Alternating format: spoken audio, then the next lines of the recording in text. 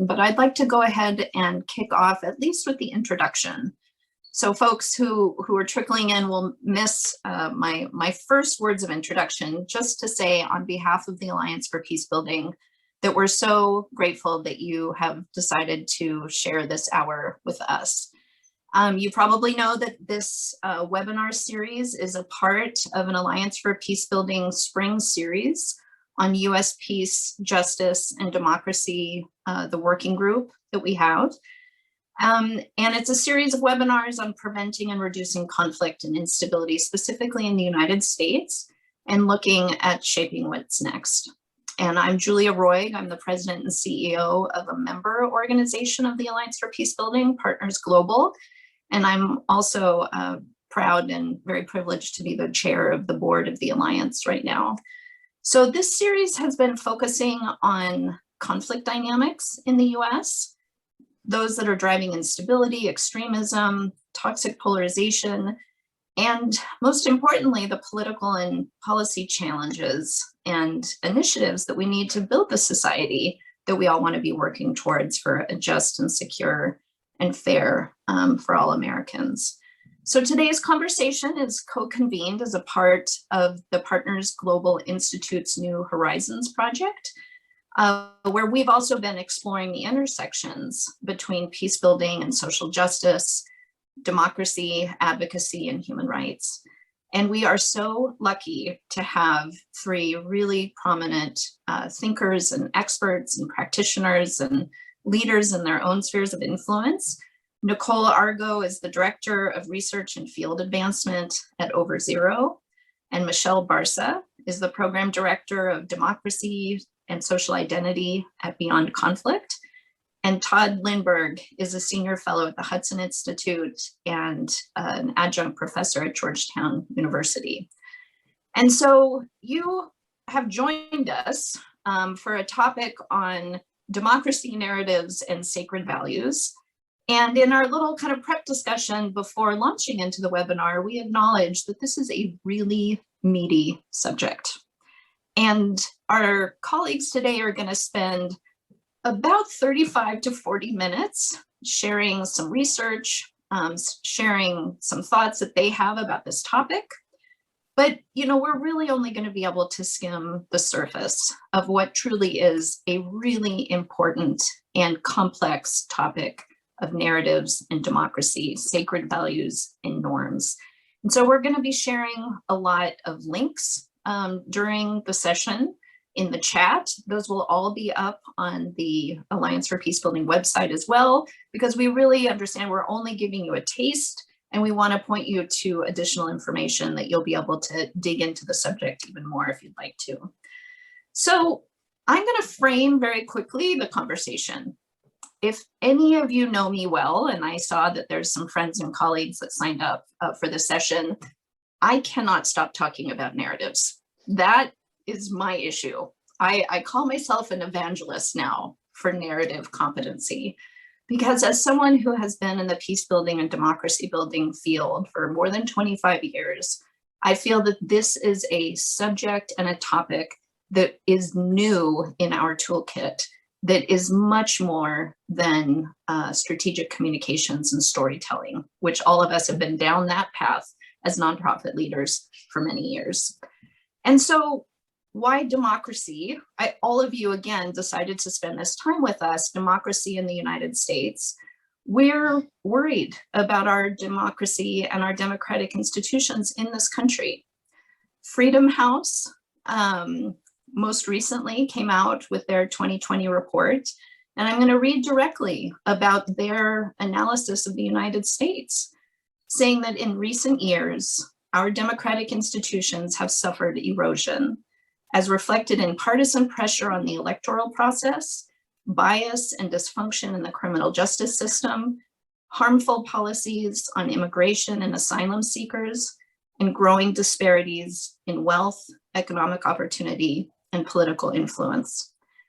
And I know that there are many of you from other countries in the world, your colleagues with us on this journey of working for democratic values around the world. And the United States traditionally has seen ourselves as a leader in this space. And there are others that are really acknowledging how is it that we are going to be promoting our global colleagues, governments around the world, extolling them to also really protect and work for democracy around the world when we're also really suffering our own challenges and democracy deficits? I think this actually could be a gift for us within the civil society community, the peacebuilding community, the activist world, academics, because we have a lot to learn from each other now. And so I think you're going to hear not only about how research and thinking and theory and practice are coming out of the United States right now, because we're also learning from our colleagues overseas who have been dealing with these types of democratic deficits for many years, generations. So then, why are we talking about narrative then, the narrative of democracy? Because the concept of narrative really has been growing in prominence in the advocacy and social change space, because we do recognize that story is important for systemic change. But I do feel the need to describe a little bit what I mean by story. I saw that a lot of narrative experts signed up for this webinar. And so I feel a little bit sheepish defining narrative in front of so many of you that I really value the expertise and the research and the work that you do to promote narrative change. So I'm going to take just one definition, and it's from the Opportunity Agenda. It's an organization that I also really appreciate their work, and they talk about narrative as a big story. It's a big story that's rooted in shared values and common themes that influences how audience process information and make decisions. So narratives are conveyed and shaped not just in politics and policy discussions. They're in the news media, they're in popular culture, they're in social media, but they're also in symbols and in metaphors and at our dinner tables, the stories that we're telling each other about ourselves and about how we feel that the world works. Because finding the right big story for US democracy is so important right now, because we're engaging at the way that us and our citizens in this country are making sense of the world, how each of us think at our deepest subconscious levels about the way the world works. But we have to tap into that level of understanding in order to find the way that we're going to work on democracy together. Because it's not about clever messaging campaigns. It's about engaging what democracy means for us, why it's important, who is democracy for. We are really struggling right now because there's concepts of the big lie. Who has the truth? Words like freedom, patriotism, inclusion, pluralism, security, human dignity, social cohesion, community safety, all of these things have lived experiences underneath them, stories we tell ourselves, and a deep disenfranchisement history for people of color in the United States, and that we're really grappling with a history of racism and white supremacy. So while there are very different understandings of democracy at this subconscious level, we trigger an understanding with the words we use. Unity becomes a lightning rod for when we have our political discourse. Diversity becomes a calling card, supposedly, for a political belief system.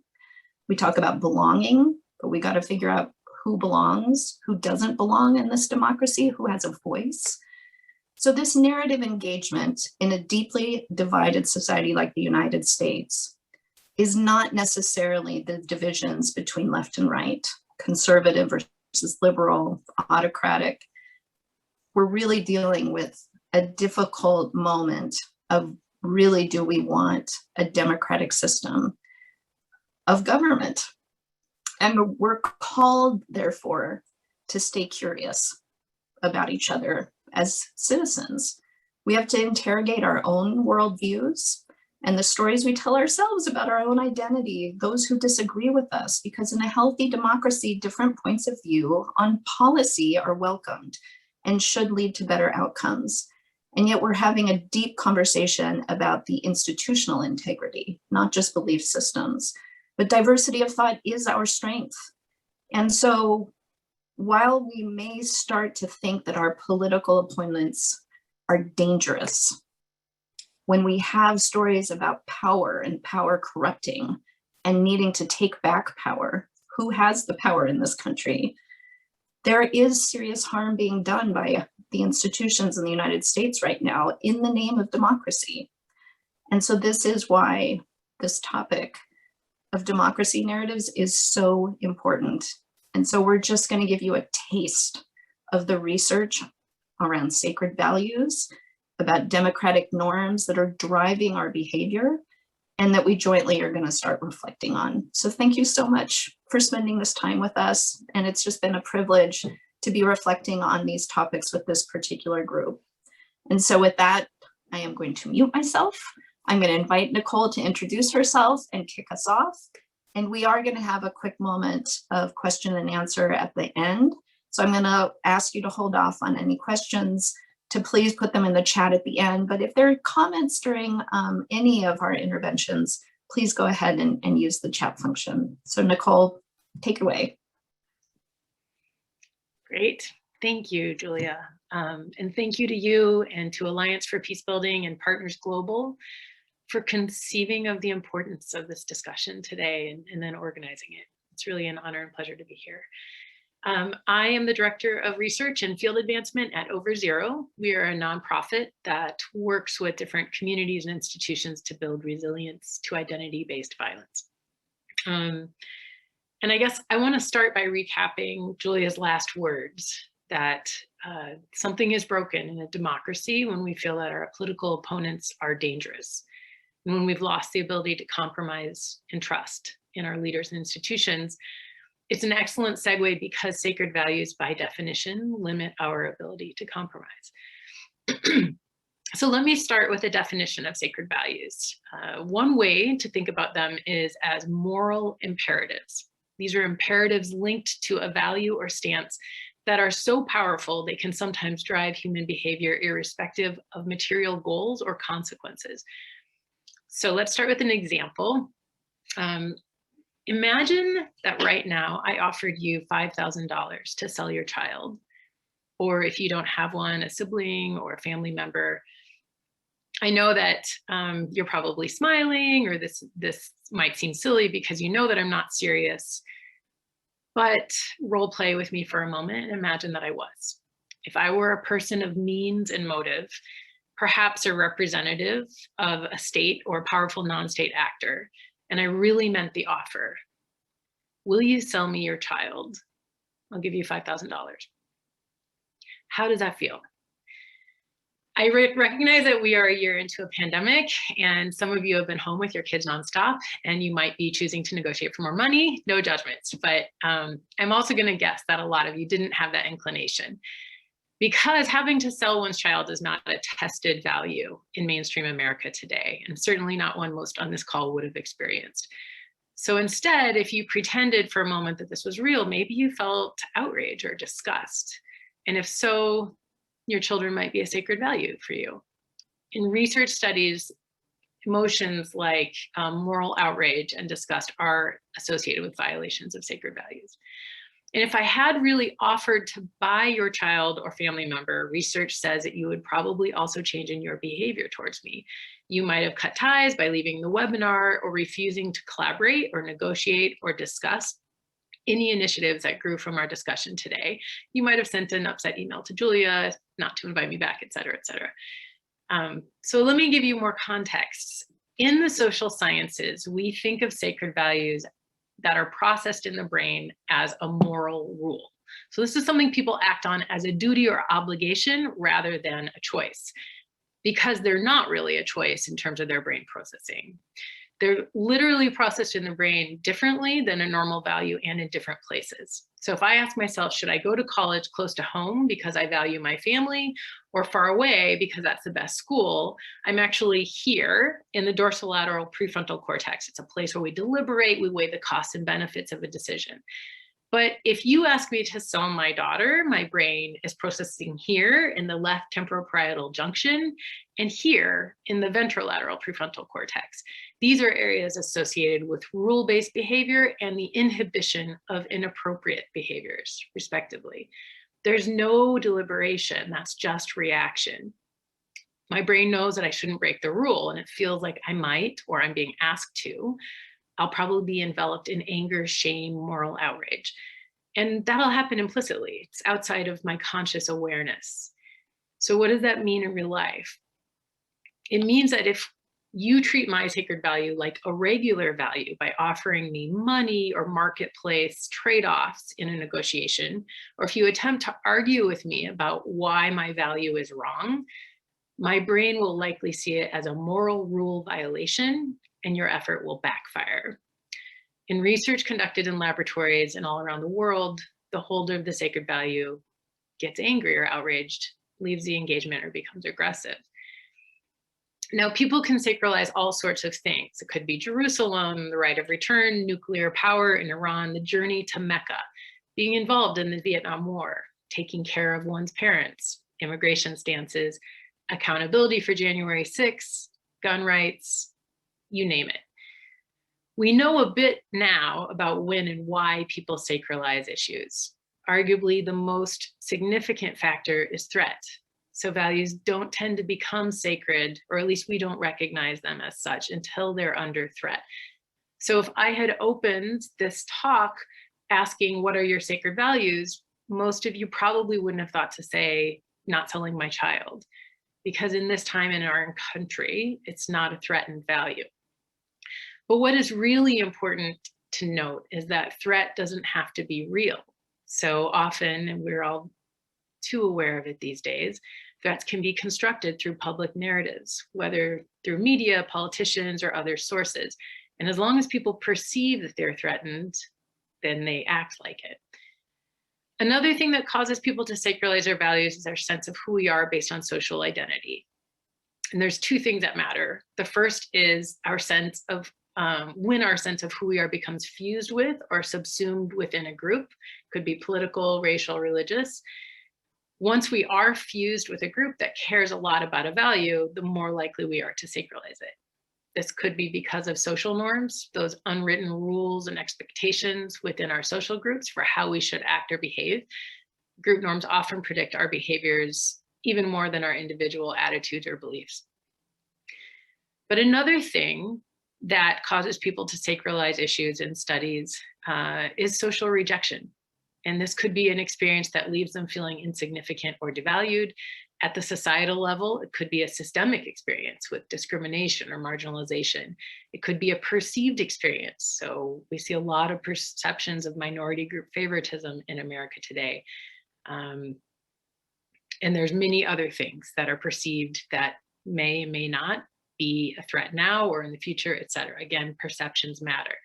So people sacralize values when they think they're going to lose something that matters to them, when they think it matters to a group they care deeply about, and when they feel socially rejected. There are a few other things that have been shown to increase sacralizing behavior, like ritual or absolutist rhetoric. So we know that if you use the form of sacralization in your speech, people tend to respond with it. It's like call and response. And the outcome of that is losing the deliberation, the content. All right, so that's a lot on sacred values, but we're here today to talk about democracy narratives. And I wanted to report on some research we've done at Over Zero, along with our partners at the American Immigration Council, on immigration issues. We asked, how sacralized are they in the United States today? And what we learned is that they're very sacralized. So for each of 14 immigration issues we assessed, they were considered sacred by at least 34% of the population, and by people on the right and the left. The most sacralized issue in our survey was sacralized by 56% of the sample. This was family separation. So you either sacralized stopping it or continuing it. And the least sacralized issue was sacralized, as I said, by 34%, and that was sanctuary cities. So I just want to say that this itself is noteworthy. These are significant percentages. By way of context, a 2011 study with US citizens, Burns et al., had 44% sacralization for the issue of abortion. That included people for or against. That's obviously been one of our country's most contentious issues. We've also recently run a similar study in Hungary, where along with much of Europe, waves of refugees and immigrants in the past 5 years have made this topic salient. The Hungarian population is heavily anti-immigration. The top sacralized immigration theme, which was whether or not to preserve a white and Christian Hungary, was sacralized by 22% of the population, which is far lower than what we have. So even there, where there's a passion against taking in immigrants, but it's largely shared, we see lower percentages. So we can talk more about this, but one reason that we think sacralization is at a higher level here might be that Hungary hasn't experienced the levels of toxic polarization that we are. So remember that threat tends to predict sacralization, and Hungary's lower percentages in comparison to the United States might be due to the fact that this core belief for Hungarians is less threatened by other partisans. This helps to explain another finding in our immigration survey data, which was that more open and welcoming immigration stances were generally sacralized more than restrictive stances.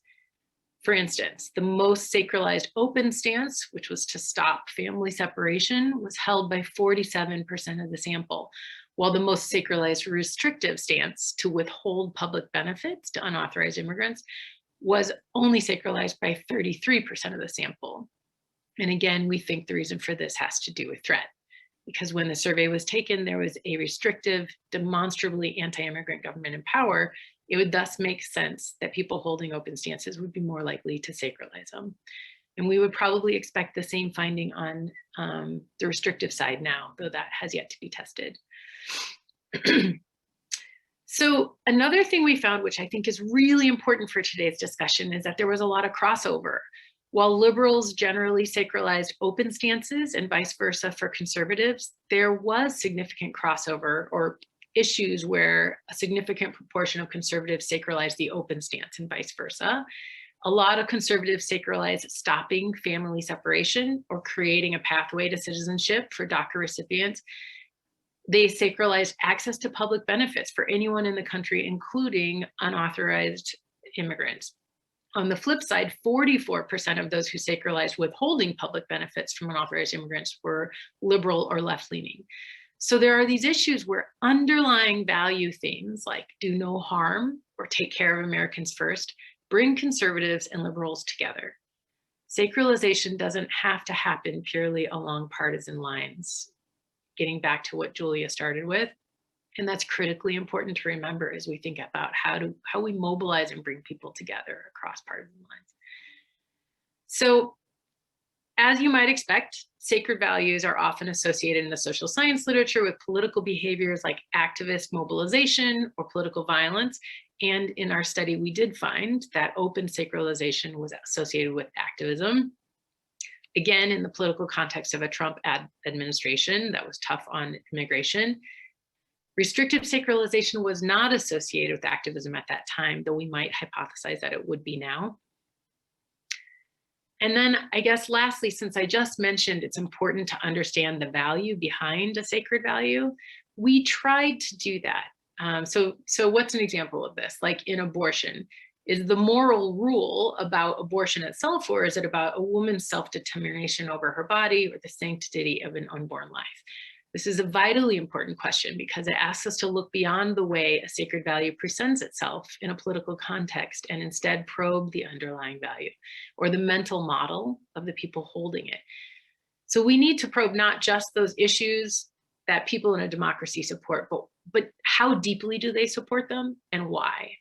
And we did that in our study by asking what was associated with open and restrictive sacralization. And we also did a lot of qualitative work.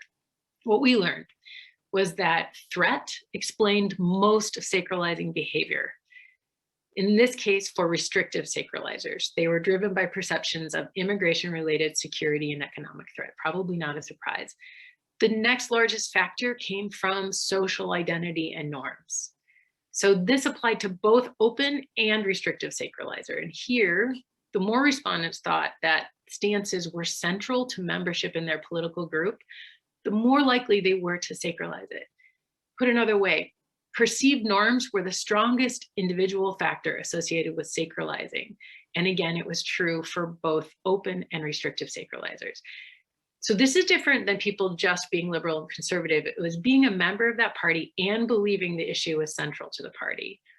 People are responding in ways that they think liberals and conservatives think they should, perhaps even thinking there might be consequences if they don't, like being ostracized or socially isolated. And in our view, this underscores the power that media and political leaders have, since they provide the primary cues as to what our partisan groups find important. There were also, okay, we're hitting time. There were some other differences as well. So if you had a strong identity, well, I'm just going to skip past a few pieces of this and end up with, what does this mean for our democracy? So part of the story of democracy that we've lost is how to disagree, how to listen to someone whose views differ without casting them outside of our moral universe. And as Julia said, in a democracy, we're to expect difference and compromise and value and cherish people with different ideas, in part because we have other ties to them too. So for sacred values, the problem isn't sacralization per se, it's when we disagree about what we're sacralizing. And when we see people on the other side with absolute stances, we think that they dismiss or denigrate us, then we quit, we say you can't get anywhere with them, or we attack. You're inhuman, how could you treat children and families this way? And then they quit. So we lose our chance to dialogue and compromise. And sometimes we think, as Michelle will talk about, that we're further apart than we really are. There's a lot more to say, but I'm going to use that as my segue. Thank you so much, Nicole. And like I said, this is such a meaty topic. There's so much to dig into. We put into the chat a lot of the research and reports that Nicole have mentioned. So please, look into those documents. And I am keeping note of some of the comments and the questions that you guys have been putting in the chat as we've been going along. So we'll try and get to those discussions at the end. But Michelle, why don't you go ahead and go next and talk a little bit about norms? Sure. And I'll start exactly where Nicole left off on this perception that we're farther apart than we actually are. Beyond Conflict, about a year ago now, published a report called America's Divided Mind, which was based on research led by Dr. Samantha Morberg at UPenn, looking at political polarization in the US, specifically affective polarization. So how much do I feel warmth towards my group or my in-group, and coldness or less warmth towards an out-group, right? So the scientists test for these things called meta-perceptions, perceptions and meta-perceptions, the meta-perception being, what do I think that you think about this issue? Or what do I think that you think about me, right? So a perception is my sort of snapshot of my belief, attitude, stance. But my meta-perception gets a little bit more at the stories we tell each other about what our perceived outgroup or perceived antagonists or enemies think about us, right? And when we do this with Democrats and Republicans, and we gauge specifically for perceptions and meta-perceptions of dislike and dehumanization, so how much do I think that members of the other party really perceive me as less than human, literally, you find that the Republicans and Democrats both believe that members of the other party dehumanize them more than twice as much as they actually do, right? So when we survey for actual positions on political issues, there's a ton of overlap. And then when you survey for the perceptions of where the other party stands, huge chasms emerge in terms of where people perceive the parties to be. And this is indicative of a rising trend over the last 50 years of increasing polarization that's now hit toxic levels and has become incredibly problematic in terms of achieving political compromise, like Nicole began to allude to. So here we are thinking about polarization. At Beyond Conflict, we try to translate research from the brain and behavioral sciences to practical application. So we're thinking about polarization and what that means in terms of translation to intervention, and found ourselves wondering if it was actually the right ailment on which to focus, right? So when we talk about polarization, at least for me, I tend to think about two poles veering away from a neutral middle, right? So if we want to counter polarization or reduce polarization, maybe we want to try to get those poles closer together. At the same time, we have research coming out, for example, from VDEM Institute looking at American political parties that shows a pretty marked increase in adherence to authoritarian practice, rhetoric, and norms among the Republican Party in the US. So if you see that skew, and then we're still trying to get back to the middle, there's a question there of whether the middle is anywhere that we want to be or not. And so for us, with our strategic rethink, we said, okay, what we're going to do actually is position democratic norms as the North Star and look at the cognitive and psychological barriers that impede adherence to those norms, or that might be driving deviation away from adhering to those norms, right, in the US. So the common democratic norms you'll hear referenced in America: freedom of speech, minority rights, free fraud elections, judicial independence, you know them. But also beyond these specific democratic norms, often enshrined in law, we want to be thinking about the psychological underpinnings. So what enables strong adherence and equal application of democratic norms in a legitimate democracy? And these things are threefold, at least in my view. One is political tolerance, so the willingness to tolerate a range of diverse political views, obviously core to any healthy democracy, but not a great predictor of the extent to which people will support civil liberties protections for all groups, particularly groups that they perceive to dislike or dehumanize them.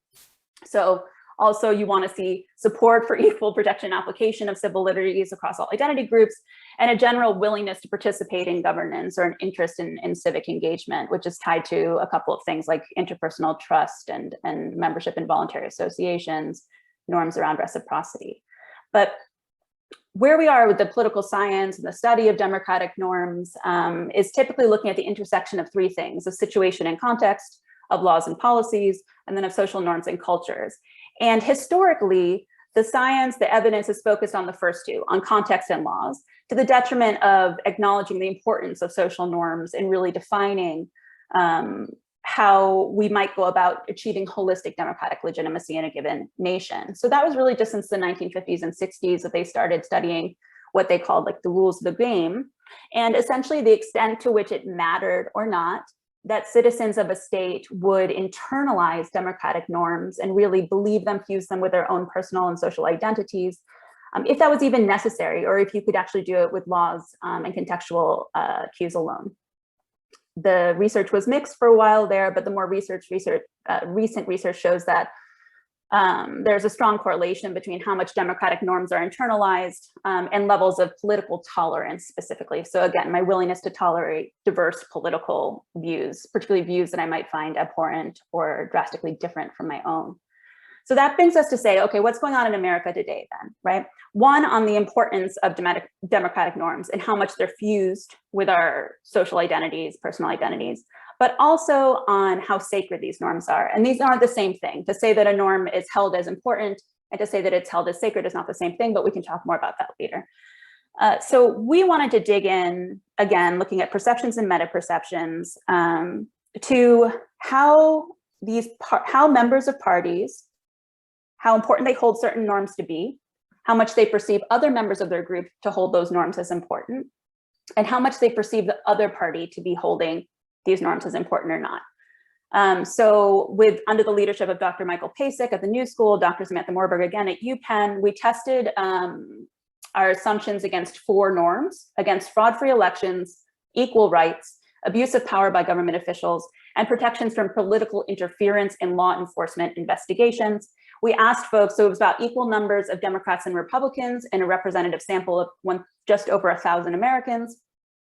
We asked folks to rank these norms as not important at all, 1, to extremely important, 100, so a scale of 1 to 100. And we found that both parties, members of both parties, ranked these norms as meaningfully important. So the Democratic mean was around 90 across all 4 norms aggregated, and then for Republicans around 87. So the actual difference in how important Democrats and Republicans hold these norms is about 3 points.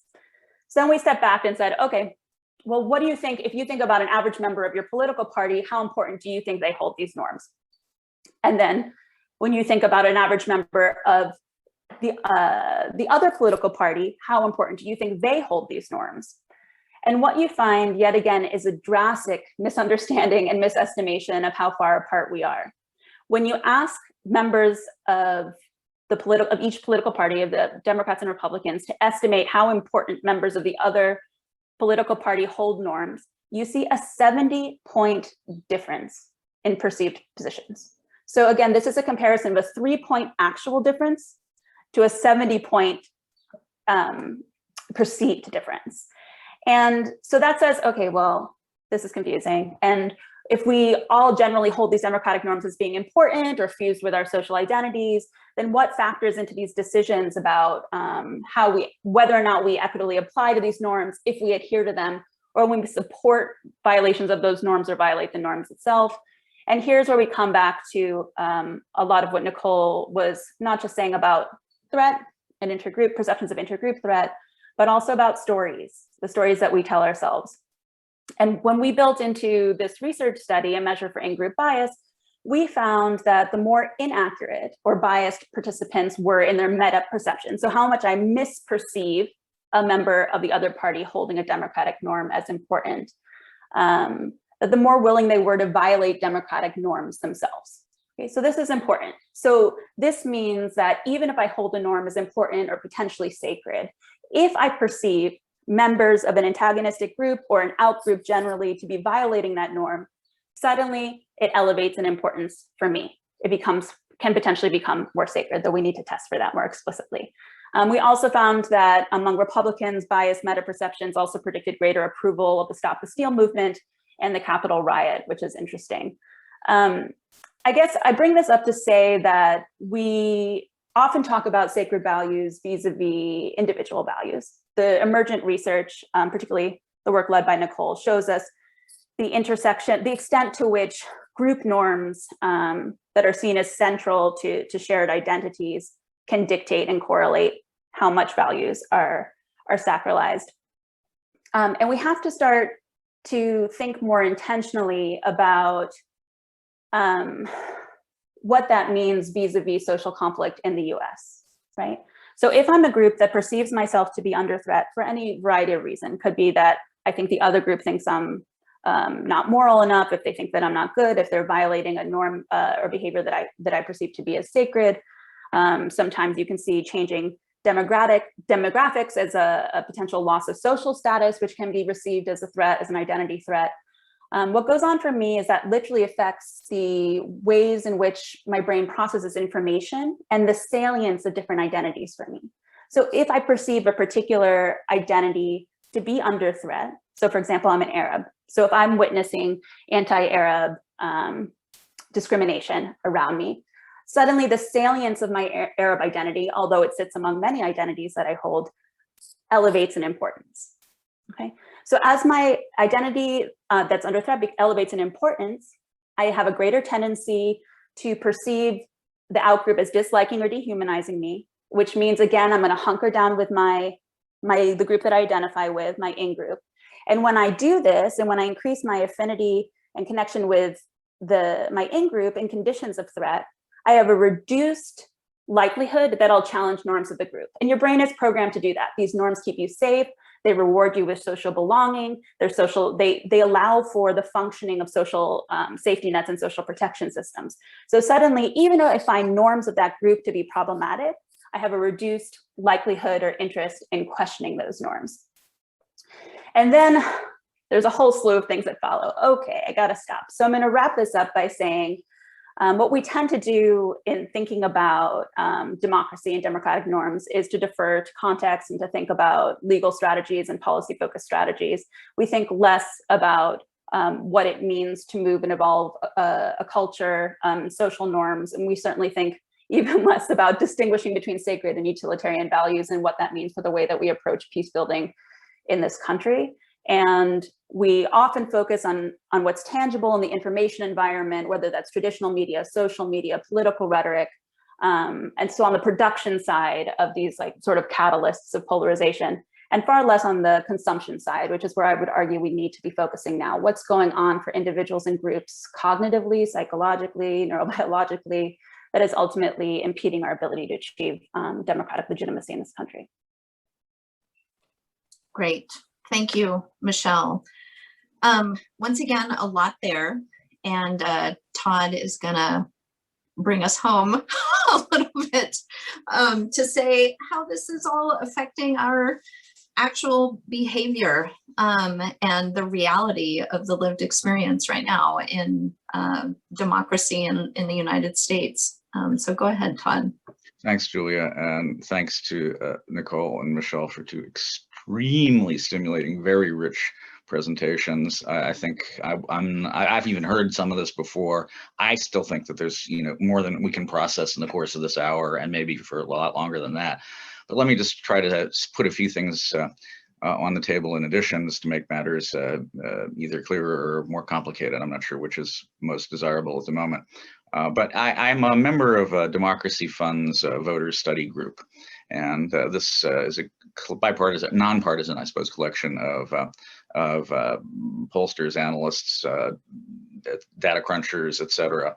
And we've done several major surveys of American opinion called the Voter Survey, and then we also did a survey known as Nationscape in conjunction with UCLA, which was a weekly tracking poll leading up to and after the election last year.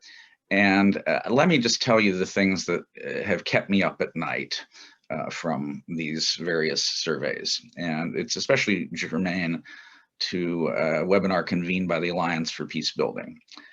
The problem is that an increasing number of people, it seems, take the view that if they don't get the electoral outcome they want, that violence may be justified. And this is alarming. I mean, how much is violence justified, the question asks, if your party loses? And to me, the correct answer to that is not at all. But some people are saying there's a great deal of justification. There's some justification. And, these are not majority positions. These are fringe positions. And if you look at the people who express them and some of the characteristics that underlie them, you'll find them as the outliers in the parties. But all of this, I think, plays directly into some of the issues that both Michelle and Nicole are talking about.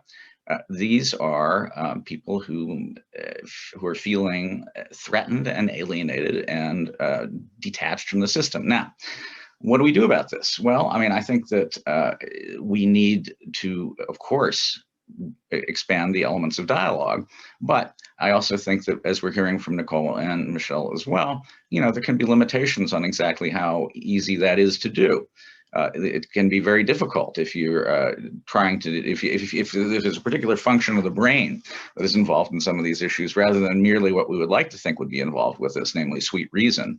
Then we really have to think about how best to address these kinds of problems. And I think that one of the things that we should also not sell ourselves short with regard to these kinds of questions. I found the events of January 6th to be about as disturbing as anything I've seen in this country in my lifetime. But at the same time, we also had a very robust response, I think, in terms of finding people who violated the Capitol and arresting them and charging them. And that is a process that is now underway. So we have some sources of resilience here, in addition to the current stresses that we're under. And I don't think we should undersell them. I don't think it's a country on the brink. I think that if we puts our minds to it and really try to tackle these questions, that we may actually make more progress on it sooner than we think. Now, obviously, this has been a year of critique.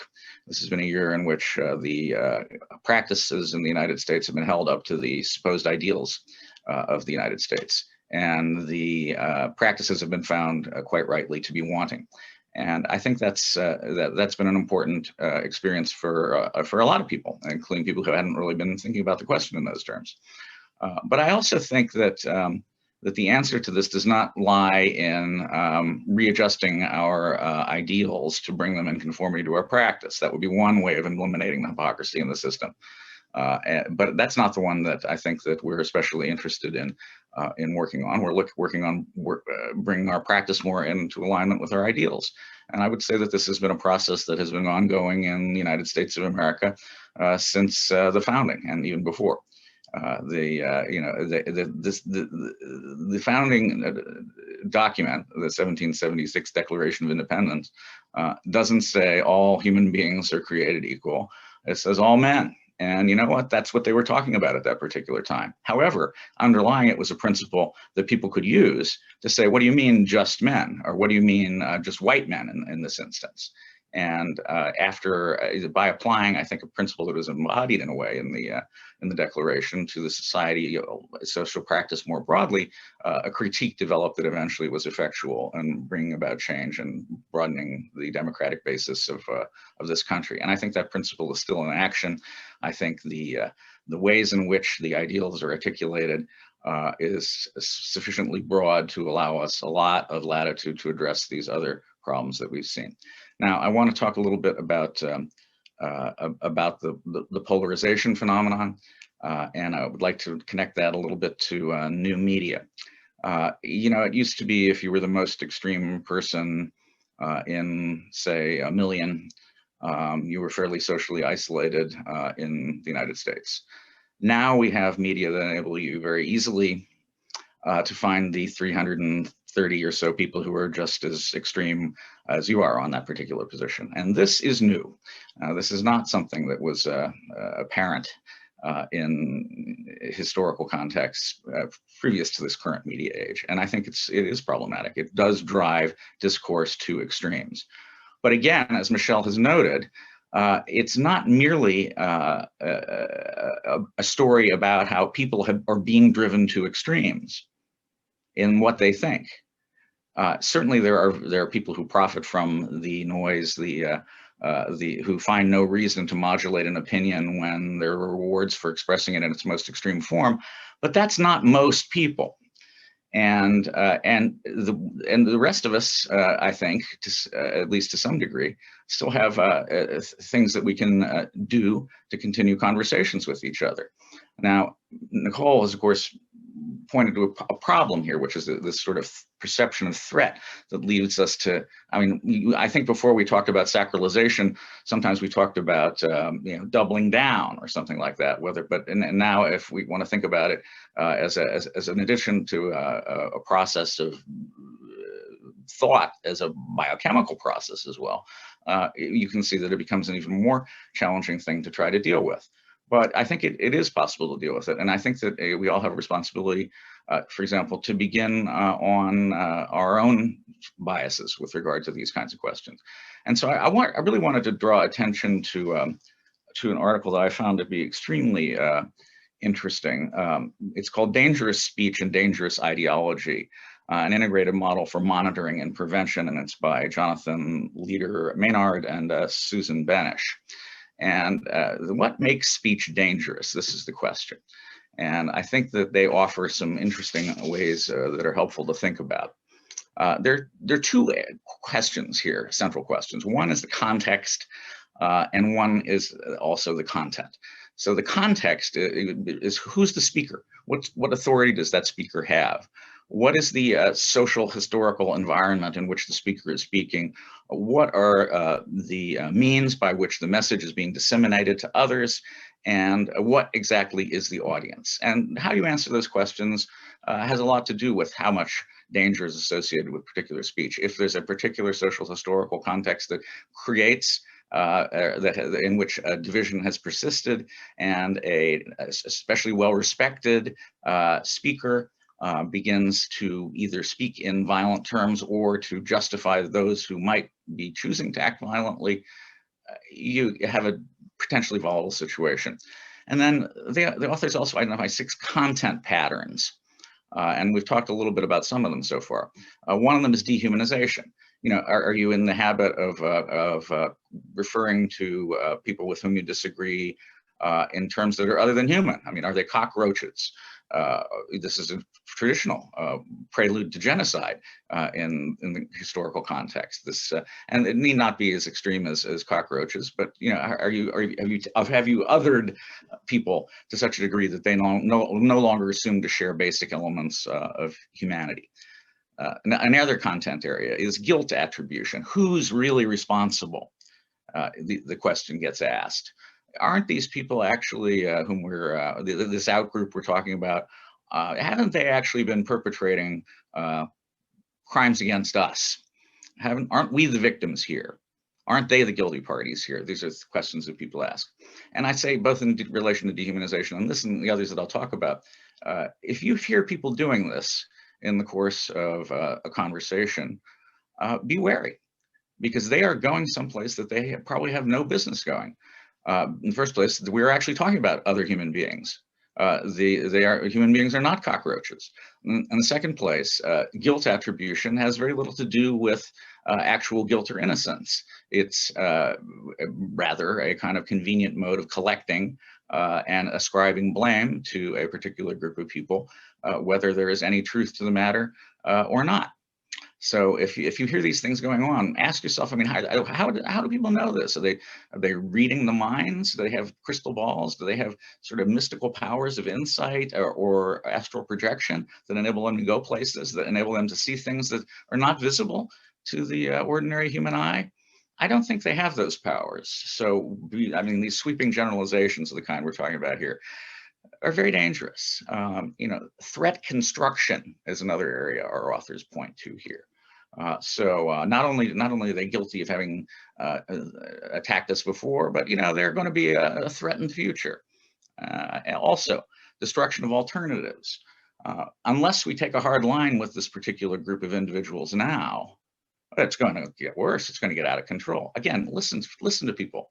Listen to the people on your side who make arguments of this kind. You'll hear it. And I think if we were a little more sensitive to it altogether, we might even be able to get ourselves in a position to call it out a little bit more and say, what are you talking about?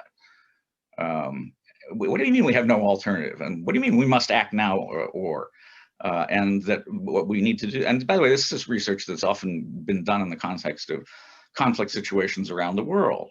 I've spent a fair bit of time working on atrocity prevention policy over the years. But atrocity prevention and peace building begin at home as well. This is not something that we can be complacent about, I don't think, and particularly in this time of rhetorical, at a minimum, polarization in the extreme. Our authors also identify virtue talk. Only we are the only ones who have virtue here. We are the only ones who mean well. The others have bad motives. So it's as if they've been able to read the minds of the people whom they're criticizing, which they can't do. You can't really do that. And then, of course, future bias. Again, this kind of time is not on our side. The danger is only gathering. We must act now. This is also very, it's now or never. The entire future of the United States of America and the course of all that is good is on the line right now.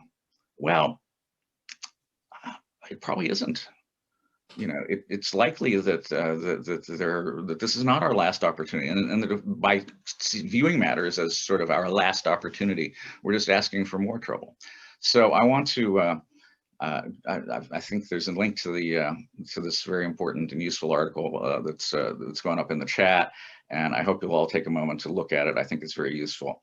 And let me just, I know we're running out of time, and Julie's going to put up her hand if she hasn't already. But there we are. Okay, so thanks very much. It's been a great opportunity to share some of these thoughts with you. Thank you so much, Todd. And I knew this was going to happen. I knew the hour was going to fly by, and we're all zoomed out. So I didn't want to take an hour and a half of your time. And yet that means that we're kind of ending a session where there's been lots of really excellent comments and the questions that I'm just going to have to summarize now. And I am going to invite you to continue in this dialogue with us. So here's my summary of kind of some observations and some questions and some final thoughts. First of all, the reason that we're talking about narratives and our cognition is because it ultimately becomes tactical for the structural reform that we want to achieve. We all have to then also help to activate our citizens, our coalitions. We have to build partnerships.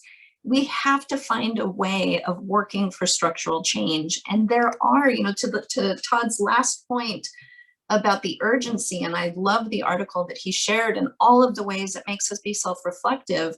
And yet there are movements in this country that are saying we can't wait because our lives are at stake.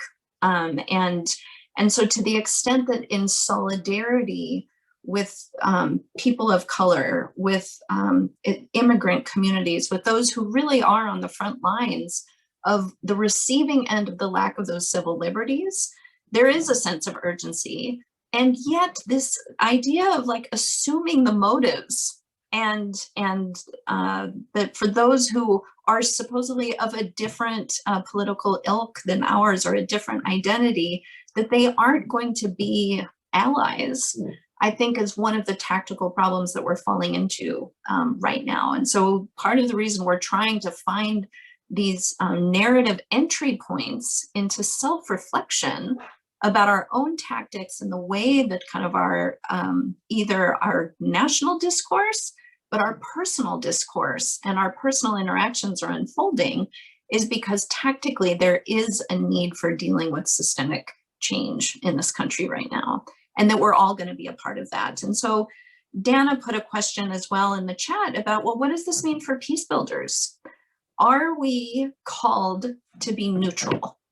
Are we called to just promote dialogue of understanding because we're not that far apart? I hope that's not the message that you are hearing from this discussion. We are a part of a movement. We are all a part of a larger movement with regards to the democracy in our country. And that movement requires us to understand how we are thinking about our own identities in all of the various complexity that means. And so that I don't think it's an either or. This is another tool in our toolbox.